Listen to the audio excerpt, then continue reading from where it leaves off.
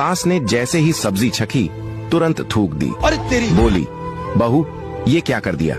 सब्जी में इतना नमक और इतना मिर्च है कि इंसान तो क्या जानवर भी नहीं खाएगा। दुकान पर टिफिन भेजने का टाइम हो गया है, अब क्या भेजूंगी? बहू भी घबरा गई। बोली, गलती से ज्यादा डल गया माँ जी, अब क्या होगा? सास ने फुर्ती से थोड़े आलू उबाले और सब्जी में डाल दिए। सब्जी सही हो गई। इस बीच सास बहू को डांट कर समझाती रही। कुछ देर बाद बहू की माँ का फोन आ गया।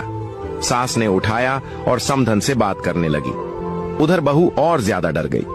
सोचने लगी कि माँ जी अब मेरी माँ से मेरी शिकायत करेगी।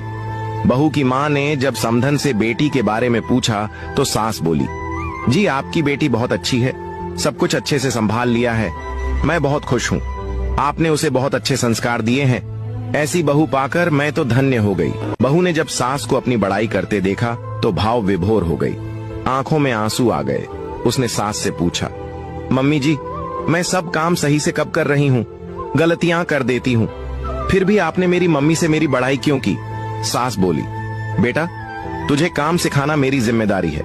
जब काम सिखाऊंगी तब हो सकता है तुझे डांट दूं, क्योंकि मैं तेरी गुरु हूँ। मगर सीखना सिखाना, गलतियां करना, ये हमारे घर के अंदर की बात है। इस बात को बाहर के किसी भी व्यक्ति को नहीं बताना चाहिए, वरना रिश्ते खराब होते देर नहीं लगती।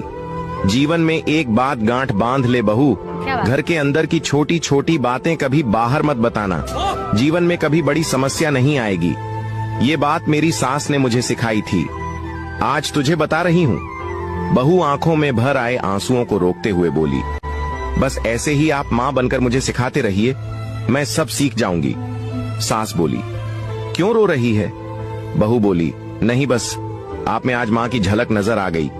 सास बहू के सिर पर हाथ फेरते हुए बोली, माँ ही तो हूँ तेरी, मेरी बात का बुरा मत माना कर। आपकी क्या राय है इस कहानी को लेकर कमेंट में जरूर। क्या बात है।